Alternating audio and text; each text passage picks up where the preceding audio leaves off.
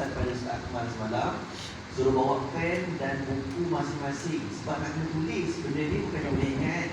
Bila kita ingat, bukanlah kita kata kita dengar boleh ingat tu. Ini hebatlah.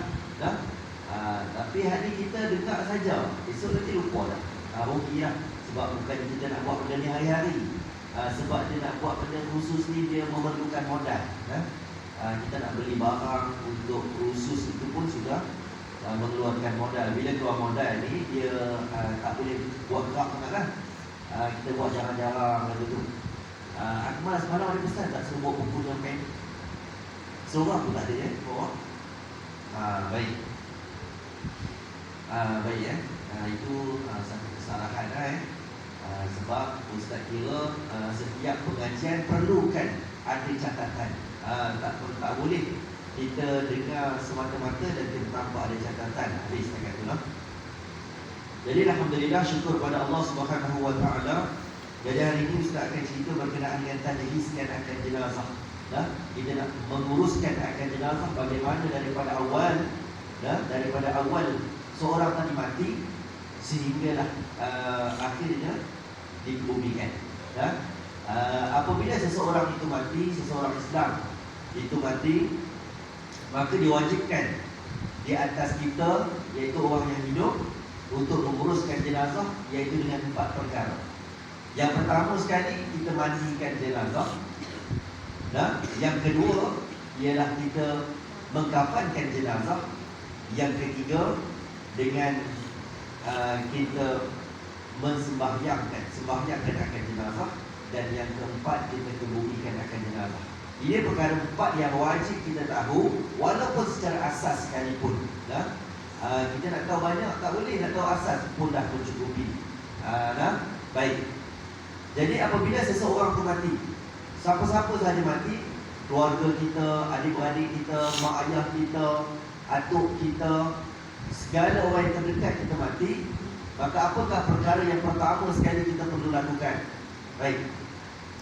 Yang pertama sekali, sebelum seseorang tu mati, ini cerita belum mati, orang panggil ketika nazak lah.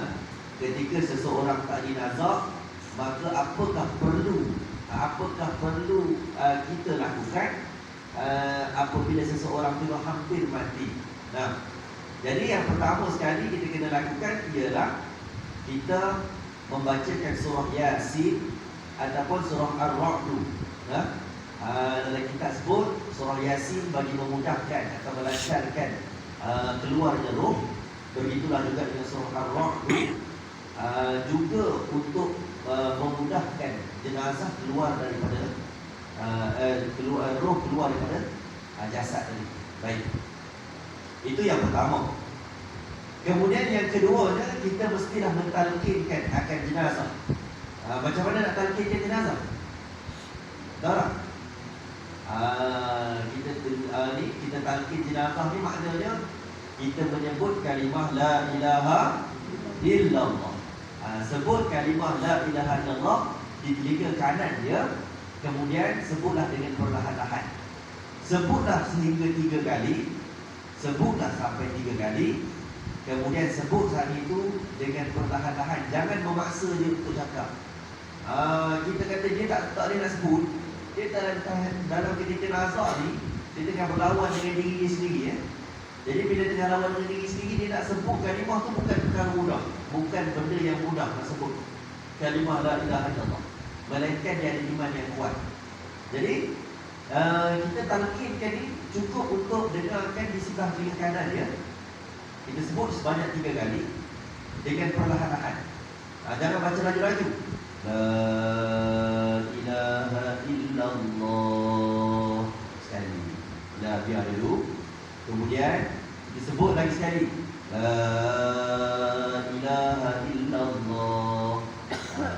Kalau dia mak kita, kalau dia ayah kita, disebutlah dengan penuh kasih sayang, seolah-olah ini ucapan terakhir bagi mereka. Kalau kita dapat mak kita, ayah kita, ucap nama, sebutlah perlahan-lahan, ikutlah saya, la ilaha illallah. Sebut dengan sebutlah dengan penuh kasih sayang, penuh penghayatan. Sebut pelan-pelan. Kita ada mak, kita ada ayah, kita ada mana-mana orang ni, semuanya akan mati. Semua akan mati. Tak ada seorang pun akan hidup. Takkan ada orang yang kekal abadi, tak ada. Semua orang akan mati. Dan kita, orang yang mengajar agama, orang yang sangat-sangat bertanggungjawab untuk talqinkan mak ayah kita, adik-beradik kita. Bukan orang lain. Kalaulah mati mak kita hari ini aku yang akan uruskan jenazah, bukan orang lain. Aku akan uruskan jenazah daripada awal sampai habis. Itu cara dia. Baik. Kita sebagai anak ni mesti ada rasa cita-cita tu, tanam dalam hati untuk berbakti kepada dia walaupun sehingga akhir hayat dia. Jangan pernah kita rasa jangan pernah rasa terbeban apabila kita berhadapan dengan mak. Sama dia sakit ataupun dia minta yang berbagai benda, kita mesti tunaikan semampu kita sebagai anak. Ustaz cerita ni sebab Ustaz sebagai anak, dan kita akan lalui semua ni. Kita akan lalui semua benda ni. Maknanya semua mak ayah kita akan mati. Itu yang kita kena terima kenyataan. Bila mak ayah kita akan mati, maka kita sebagai anak bertanggungjawab besar untuk menguruskan mak ayah kita. Okey, ketika talqinkan jenazah, talqinkanlah dengan penuh kasih sayang, dengan penuh perlahan-lahan, dengan penuh seolah-olah inilah pengorbanan ataupun bakti yang terakhir bagi mak dan ayah kita. Ingat, tak ada siapa dah yang akan kebumikan, yang akan uruskan jenazah mak dan ayah kita dengan penuh kasih sayang melainkan kita. Tak ada orang lain melainkan kita. Okey? Baik, silakan. Kemudian apabila telah talqinkan jenazah, dia tak mampu nak bercakap. Apa yang kita kena buat? Kita perhatikan bibirnya. Perhatikan bibir jenazah ataupun bibir orang jenazah, sama ada bibirnya menyebut kalimah la ilaha illallah ataupun tidak. Jikalau bibirnya bergetar-getar, bibirnya getar-getar lah, seolah-olah menyebut kalimah la ilaha illallah, tu pun sudah memadai dah. Tak perlu kita paksa dia baca orang. Kita cakap, kita sebut perlahan-lahan. Lepas tu apabila kita perhatikan bibirnya bergetar-getar untuk bercakap kalimah la ilaha illallah, itu pun sudah memadai. Tak perlu kita paksa dia. Kemudian kita bacakan surah Yasin dan surah Ar-Ra'd berulang dan ulang kali. Ustaz, kalau dia tak mati lagi, contoh kalau dia tak meninggal lagi, apa yang kita perlu buat? Teruskan bacaan Yasin, teruskan bacaan surah Ar-Ra'd. Kalau kita pergi datang dalam satu majlis, orang tengah nazar, apa yang kita perlu buat? Baca Quran. Jangan kita bersembang, jangan kita pergi cari orang untuk kita bersembang. Tak. Ini bukan amalan kita. Amalan kita baca Quran, surah Yasin paling kurang. Tapi kalau dah ramai sangat orang baca surah Yasin, kita baca pula surah Ar-Ra'd, iaitu surah kita tengok dalam Quran ada sebut, ada satu surah nama surah Ar-Ra'd, baca tu bagi habis. Kemudian dah habis, ulang balik. Dia sebenarnya adat masyarakat kita.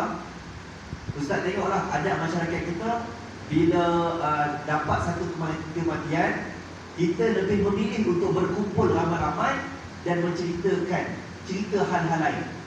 Sedangkan pada ketika tu, apabila kita dapat berita kematian, sampai di tempat kematian, patutnya kita kena doakan si mati. Kemudian kita membacakan surah-surah yang tertentu ataupun ayat-ayat Quran untuk disedekahkan kepada si mati. Apa yang Ustaz lihat, kalau Ustaz tempat Ustaz mengaji dulu, dekat Pawani sana, apabila kita pergi saja satu tempat kematian, apa yang berlaku? Semua orang akan mengambil Quran masing-masing.